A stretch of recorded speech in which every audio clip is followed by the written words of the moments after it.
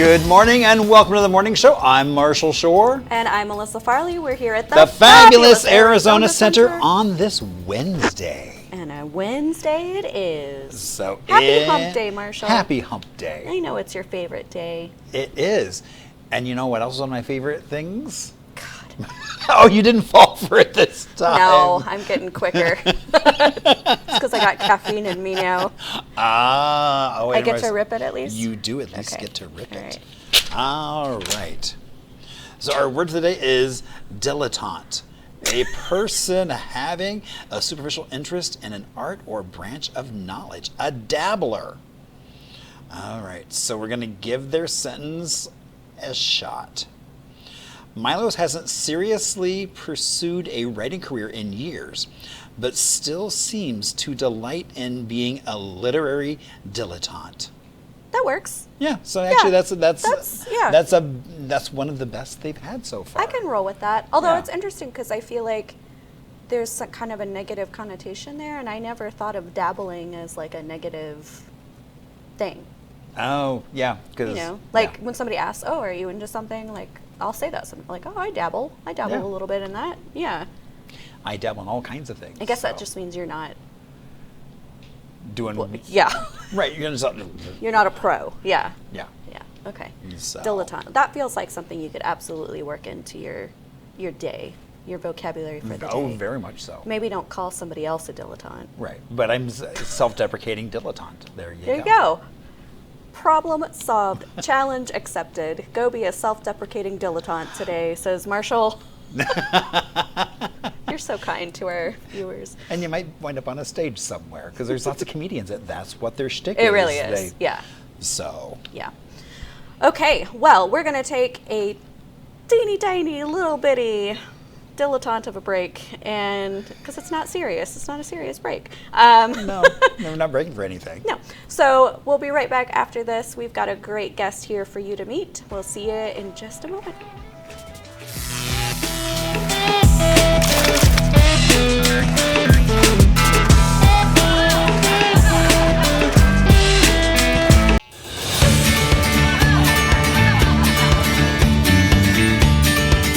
And welcome back to the morning show. I'm Marshall Shore. And I'm Melissa Farley. We're here at the Fabulous Arizona Center. And we've got Downtown Tempe Authority back in the house with us. We are so excited to have you. This time we've got Bethany and Anthony. Hi, welcome. So I hear that you are here to talk about a brand new app y'all have developed called TRiP. Tempe TRiP. Tempe Yes. TRiP. Okay, tell me about it. Sure. So it is a web application that is going to be a game changer for getting to and through downtown Tempe.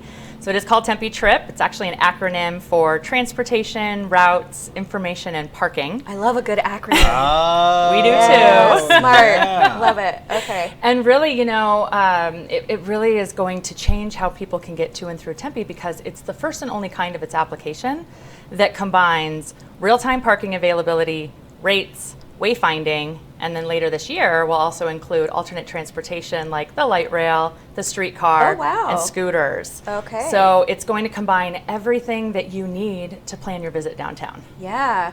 I can't, like, my brain hurts even trying to think of, like, how to make this happen. Like, that is so extensive and inclusive of everything you would need in an app like that. Yeah. So tell us a little bit about the need for this. Why was this such a priority for all of you? Yeah, I can jump in on that. So with urban development and the downtown, rewind 10, 15 years ago, a lot of the lots down there were service lots. So you can really see where you're going. Parking is just right there.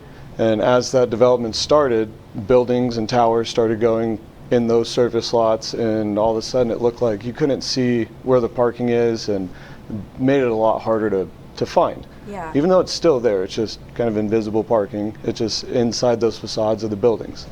So over time, listening to our stakeholders and patrons that come down to the downtown, they're saying that it's hard to find parking, even though there's approximately 20,000 parking spaces within a 2-mile radius. No, there's not. Yes. Really? There is. Out of those 20,000, there's only 589 that are on street. and everybody wants that on-street space. Wow, okay. That's right in front, like what you were saying, Marshall, earlier. Yeah, Yeah. exactly, right. And so as people come downtown, those 589 spaces are primarily taken up. That's the most convenient parking. It's right at the front door of where you want to go. And so people start circling. They don't see those surface lots anymore. So they start panicking. I'm going to be late to where I'm going. I don't know where I'm going to park. And the anxiety like really sets in. So Meanwhile, there's 19,000 other spaces that Correct. they're not looking at. correct. Yeah. So Yeah. we want to make sure that you can see that in the palm of your hand. Everybody has, their cell phone with them, and you can plan your trip before you even start going to your end destination. So inside the app, just like if you're using Google Maps, you put in your end destination, and when you hit enter, it zooms in to the end destination, but shows you all the available parking that's around Oh, your cool. destination. So then you Okay. can say get directions, it will route you to that parking, so you're already pre-planning, and it helps with that planning process. So that's one of my, this might just be a personal problem, but like, because my husband is actually a PIO for the city of Tempe, and he's old school, and so he'll just say like, oh, go park here, and then meet, and I am a millennial, so I map everything, and so I'm like, what's the address? Like, I want to be able to map to it, and it sounds like I can actually map to Correct. parking. That's makes me really happy. See, and I also love the idea that you're also looking at alternate ways, because sometimes what I'll wind up doing is I'll park for the day and then like just hop on a scooter and go over here and then skip over to Idle Hands and have a beverage or two and then walk to the next venue. So I love the idea that you're incorporating all of that. Right. I mean, there's been so many investments made into the downtown Tempe district where we have the light rail there, we have the Tempe streetcar, we have scooters and bike paths. And it's amazing how many people ask questions like, do you have the light rail downtown? There's just some people who may not know about those things. And so this application really shines light on that. Yeah. And shows people all the different ways you can move throughout the district. Yeah. And it's very exciting because, Tempe is really the hub for a lot of activity throughout the year. We have ASU Yes. there. ASU commencement just wrapped up. Yep. And so we know the first question people will ask is, where can I find parking? Yeah. And then, is it going to be available, or how else can I get there? And this, as Anthony was saying, like lifts up that veil, makes it available, gives you a bird's eye view of what's available, and just takes that guesswork out. That's what I love about it. Totally. So is it available now for people to download and use? It is. So Okay. it rolled out earlier this month. And Okay. TempeTrip.com. Congratulations. Thank you so Woohoo. much. Yeah. I know. We're so excited. And actually, I want to say, too, that there is no download required for Okay. Tempe TRiP. Oh, and I love that Yes. part because it's like my phone already has so many things on it Oh, that I don't need another thing that I can't find. None of us do. I know. It's like my screen is, I think I'm on my 4th screen now. So it's all cluttered. So there's no download required. So if you're on a mobile device, you'll see the mobile view of Tempe TRiP. If you're on a desktop computer, you'll see a slightly different view. Okay. But we're asking people, bookmark TempeTrip.com when you're on your desktop. There is a way to save it to your home screen on your phone. Okay. And then that way you just, again, Click on it and there it is. no login information, no download. It's just TempeTrip.com and Yeah. get you on your way. It's great. Very And it helps with a lot of the events that we do in downtown. So as we're working with those event coordinators, we can give them that link to Tempe TRiP, and they can put it into where you buy a ticket. And Okay. then it also, hey, book your parking too, because you can do that as well in the web application. Oh, what a So- smart integration. So we have event parking. We can pre-plan all the events for the year, put in the pricing that it would be, and then you can pre-sell at the select locations. Oh, really cool. Because that brings in so many folks who might not be familiar. And so then now they've just taken that level of like, Takes the guesswork out Right. of it, yeah. I know. I was wondering that too, because I was like, well, clearly I'm going to tell like everybody now that's going to Tempe for events and stuff, like, oh, you should use Tempe TRiP. But like, how do you get the word out? Like, so people can start using this really cool resource. Like, how can we support you in spreading information about it? Oh, great question.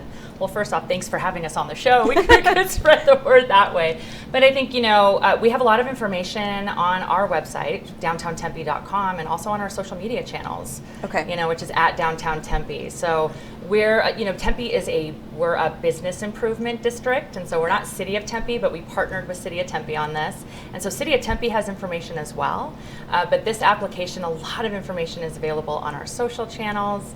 We have a lot of really great information on our website about it, and we just want people to know that there is a new application that's going to change the way how you get to and throughout the district. Yeah, absolutely. Like seriously, when you think about game-changing Right. services, this is truly one of them. And I know a lot of people that are Yeah, going to be as the excited. entire valley is growing, parking becomes an issue regardless of where you're at. Yeah. Right. So, and I thank you so much for taking that challenge and how can we make it not such an arduous process? Well, and we were talking before we started, people get anxiety about Yes. parking. I mean, that's a Right. real, even Anne, who's our beloved producer, when I'm, telling her, oh, come out with me to this thing, she's like, okay, but where's parking? Right. Where do I park? Right. And I'm like, girl, I don't know. I usually drive around for a half hour, Looking for that one spot on the street and not realizing there's thousands of others just steps Just away. around the corner. Yeah. Yeah. Right. Yeah. And And then it just- also aids in the sustainability aspect of it, safety features as well.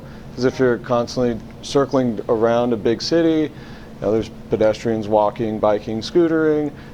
It can help reduce the amount of accidents in that aspect because you're looking at your phone trying to find a garage now because it wasn't pre-planned. Right. And then just the circling with the exhaust and everything else that helps reduce those carbon emissions, urban heat island effect.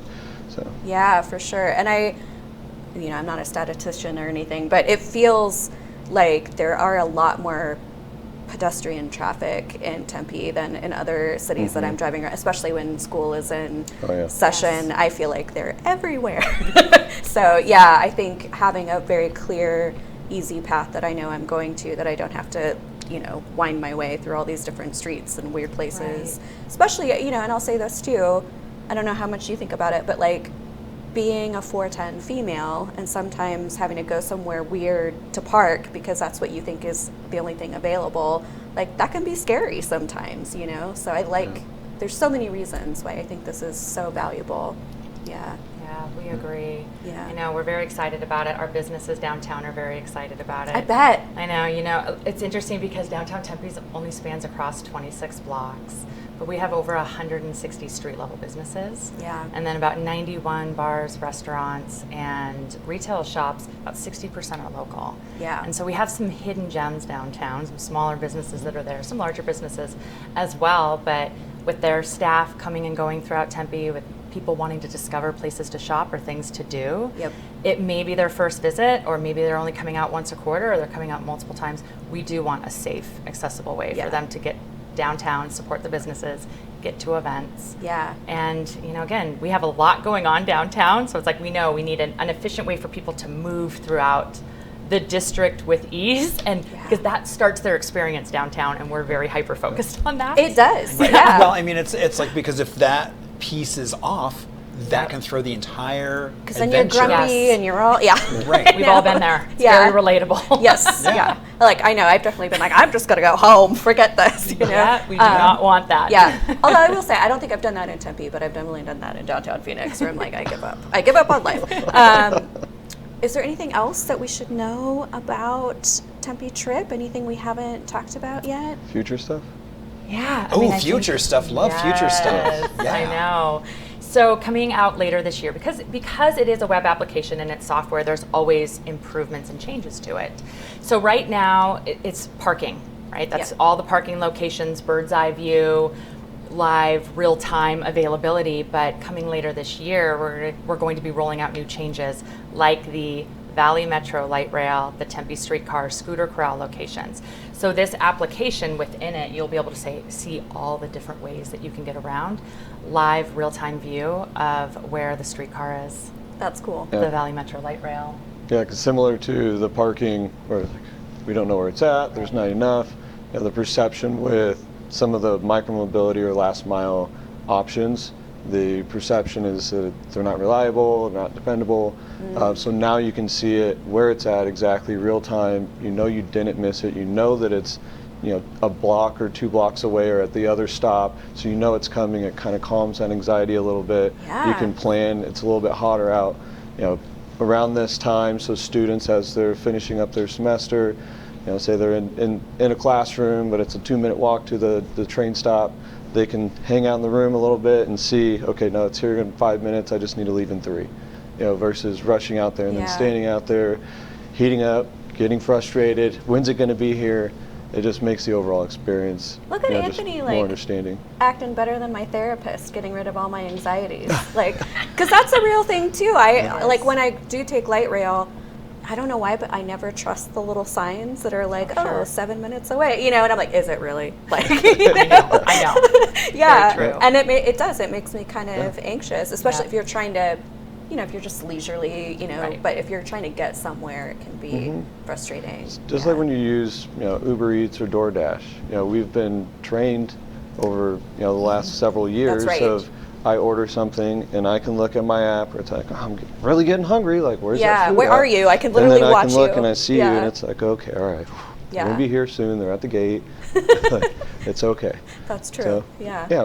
We've been kind of trained in that way, and we want to make sure that we're leading with that expectation that you can still see that and have that confirmation. I keep using the word smart, like everything they say. I'm just like, oh, that's so smart, Well, thank you so much for sharing about Tempe TRiP. And I know you've said it a couple times, but why don't you just look right into that camera right there and share where people can find out information about Tempe TRiP. You got it. So you can head over to tempetrip.com. That's going to take you to a page that talks all about the features and functionality of this. Make sure, bookmark that when you're checking it out on your desktop. You can also pull it up on your mobile device, save that to your home screen. So the next time you plan your trip to Tempe, you can take the guesswork out of your plan. Love it. Well, thank you so much, Bethany, Anthony. It's been a true pleasure. We're going to take a quick break. We will be right back after this with celebrations, things to do, some history. So stay right here. We'll be back in just a bit.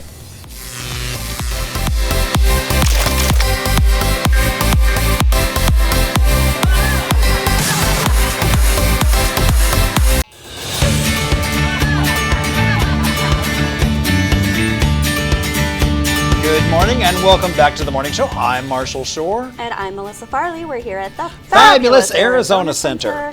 Well, that was cool learning about Tempe TRiP. Yeah, and how you can use tech to plan your adventure and make it a little bit more stress-free. I'm for sure going to try that out next time. Although I will say Pat has a garage that we usually get to park in now. But if I have to go somewhere without him, I could try a new Tempe TRiP. Exactly. Yeah.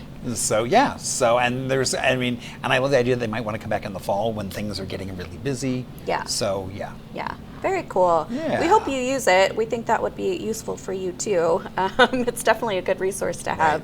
Right. But you know what else is good for you? A little bit of history with Marshall Indeed. Shore.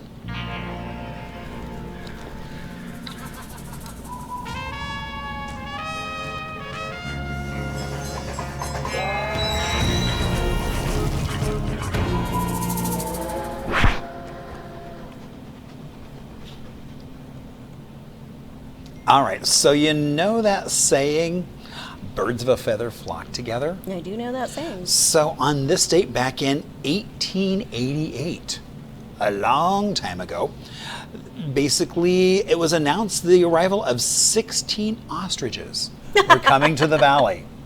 So, Yeah. and I think it's like, you can go to, and I love this photo of a random ostrich ranch here in the valley. An ostrich ranch. Yep. So that's a lot more than 16. But I mean, at this time it was like ostrich feathers were in heavy demand. So it was like lots of hats. Yeah. So, because they wanted the feathers to make their hats bigger and fluffier. And so there were lots of folks who were saying, hey, let's have an ostrich ranch. I think ostriches are terrifying, by the way. Well, they're not very nice. They're not very nice and they're not very smart. That's like a dangerous combination. But yeah, I always love it. I think it's so funny that it's like, and they don't bury their heads in the sand. No. So. I just remember, because I did go to the the ostrich ranch that's like on the way to Tucson. What is it, Brewster's? Yeah. Yeah. And, you know, I'm trying to feed them all nice, the little pellets, and then one just like takes the whole cup and like just gone. Like it was just gone. Right. And it's like, like, well, holy okay. cow. Yeah. Yeah. So, but yeah, so I think it's always so interesting that's a bit of history that it's kind of, you know, we're heavily agriculture, we were heavily farming, and that's just one of those pieces.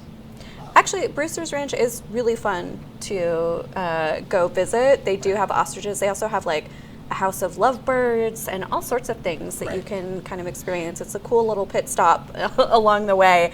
And we also have the Ostrich Festival every year that you can go do. So yeah, still kind of a part of our still our hanging culture around today. Right. Yeah, I know. All right, well, what are we celebrating today?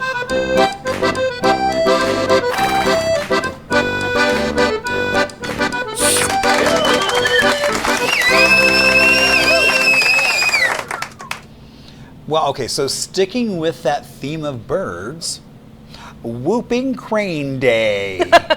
Okay. So basically, it's a day to learn about those whooping cranes that they basically got their name from the sound they make, that resonant whooping, as they get ready for courtship. And You're not going to do the sound effect for us? I am not. I'm good. How disappointing. So I also didn't realize that basically by the early 40s, it was like the numbers had plummeted down, and through conservation efforts, it's like now there are basically almost 1,000 individual birds today. Do we get them here? We don't get them here. Okay. So I'm going to say, because I mean, I know I saw the sandhill cranes down near Tombstone. And so no whooping cranes for you on Whooping Crane Day. right, Sorry. because I know I was like, well, is there any place to go see whooping cranes? But You have to watch nature videos. indeed, hello YouTube. And then completely on the other end of that spectrum, National Beef Burger Day. Well, Indeed, you know, you might hear that sizzle. Some folks' mouth begins to water as they get ready to celebrate. I think it's funny that it's going to, you know, just before like all those summer cookouts kick off. Yep. That's when they're celebrating this. that makes sense. So, are there any places around town that you like to go for a burger? You know, I'm not the biggest, honestly, I'm not the biggest burger fan, but when I Okay. do eat burgers, burgers. I like a good swish. Oh my God, I can't talk. Swish? Swish, I like a swish. Swiss and mushroom burger. That's usually my favorite. And one of the only places that I feel like has them regularly is the Islands, which is a chain. But like, there's not actually Whataburger just started doing Swiss and mushroom burgers too. So yeah. So not eating hamburger myself, but the Chuck Box near ASU, I mean, has a whole host of things, as well as the original Hamburger Works over on Thomas, which has been there That's still there? That is still there. Holy cow. And so I went recently just because I'm like, I've never been there. Yeah. And it was fun. That's cool. So I should try it. Yeah. And then, I mean, I think always a classic around town is Harvey's Weinberger. Yeah. And so. Yeah. And then also, as we get ready for holidays and fun, National Flip Flop Day. Oh yeah. And so, and it was so funny. I don't know where I saw this, but someone is bringing the art of customization of flip flops to everybody. Okay. You can basically buy the flat piece and then choose and select your little rubber thing that goes around your toes. Oh, fun. So, and then you can put charms on there, whatever you would like. Like Crocs. Yeah. Like Crocs, but flip-flops. Flip-flops. So yeah. indeed, and then, you know, to bring it back down, I mean, since we were talking about with Tempe and the Bloom Festival they did, it is African Violet Day. Ooh. So these plants that have just, and it basically commiserates? No. Commemorates or collides with this year the 79th annual conference of the African Violet Society of America. Who knew there was? I did not know. I didn't know there was a society, and so they're going to be in Overland Park, Kansas, talking all about African violets. Well, there you go. And so, indeed. So, what are some things we could be doing?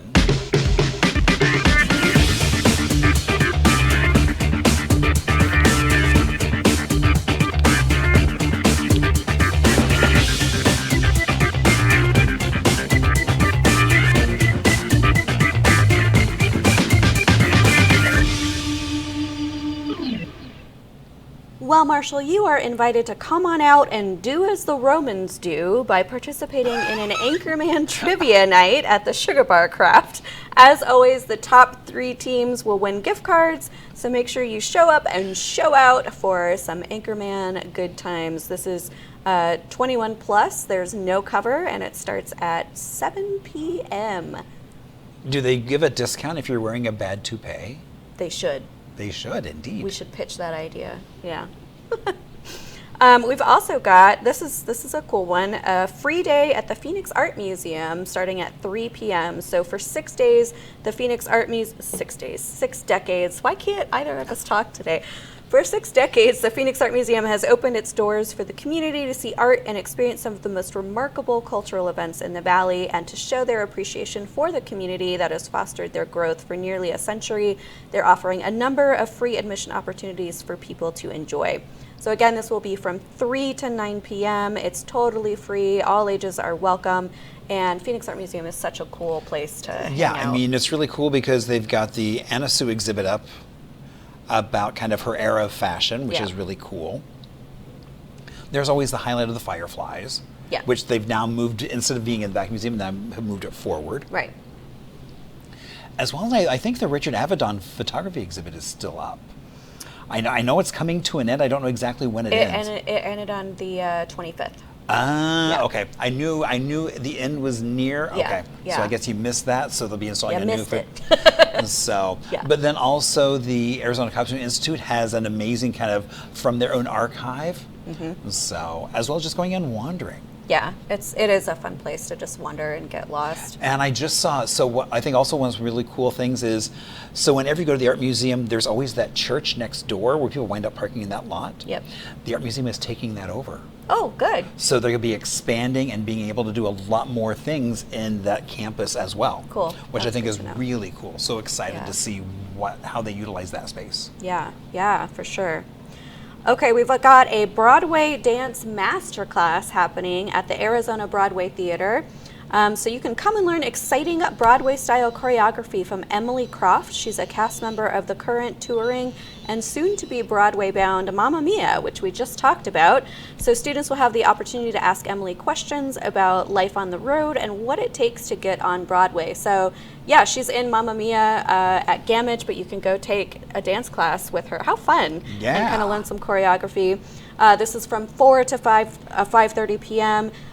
They do ask that you be at least 14 years old or older, and it's actually free. It is free to attend, but they're asking that you RSVP. I was going to say, I'm sure you have to RSVP because you can't just show up and be like, I'm here. Yeah, I don't know if they would turn you away at the door or not, but yeah, they do want an RSVP. But that's really cool that it's free. That's awesome. Yeah. Also, like, can you imagine performing maybe two shows a day and offering a dance class? Like, these people got something that I just don't, as far as energy goes. Nope. We've got a sip and paint night at Senor Sushi in Peoria at 6 p.m. Lots of stuff happening west side this time. So this is a paint and sip party where you can unleash your creativity while enjoying a glass of your favorite beverage. Whether you're celebrating a special occasion or looking to unwind with friends, it's a fun and engaging way to provide the perfect blend of artistry and relaxation. There's actually no cover for this, and it is a 21 plus event. It's from 6 to 8 p.m. Fun. And last but not least, we've got an Argentine tango group class at Dance Dance Studio in Phoenix. Oh my gosh. This is a little late for my taste. It's at 8:30, but If you've visited Argentina or have always dreamed of visiting the beautiful country, you've surely heard of the Argentinian tango. It's beautifully romantic, intimate, and a passionate, sensual dance that represents the culture of the South American nation. And Argentine tango is a wonderful dance for the mind, body, and soul. It can be enjoyed at any age. Does not matter if you're a skilled dancer or have never danced a day in your life. They say you are welcome. So $15, 8:30 to 9:30, and again, they make it very clear, no experience is necessary. You just have to want to tango. Wow. Wow. I could go tango. You could go tango. I mean, I love watching the tango. I do but- too, actually. It does look fun. I think that would be fun to know how to tango. Should we do it? I'm just thinking falling over, but. That's just par for the course. Well, of course that's like it's gonna happen. when I was looking at images for flip flop day, I found one that had like, it was 2 left flip flops and a right flip flop, and it was only 3 flip flops, and I just thought it was kind of funny because I was like, oh, I don't want to dance in flip flops, but that's the perfect 2 left feet. There you go. Yeah. Okay, well, whether you go do a tango or check out the Phoenix Art Museum, there's some really cool things actually to do today and experience the best of Arizona local. If you have events that you would like to share with us and highlight, if you've got special occasions, achievements, birthdays, anything like that, people you want to shout out and show some love to, you can do so by emailing us at hello@onthemorningshow.com. And even or Instagram. On the Morning Show. And we are always thrilled and happy to hear from you. In fact, our producer does a little Irish jig every time. So, Oh, is that Irish? I don't know. I don't know what it is. It's her own special dance. It's a global influenced dance. Yeah, that sounds better than special, doesn't it? Way to elevate that. All right. Well, we're gonna wrap it up for today. See, that looks pretty Irish to me. Oh, that does. Scottish jig. Okay. We're going to wrap it up, and we'll be back with you tomorrow morning to hang out, have more fun. So we will see you bright and early.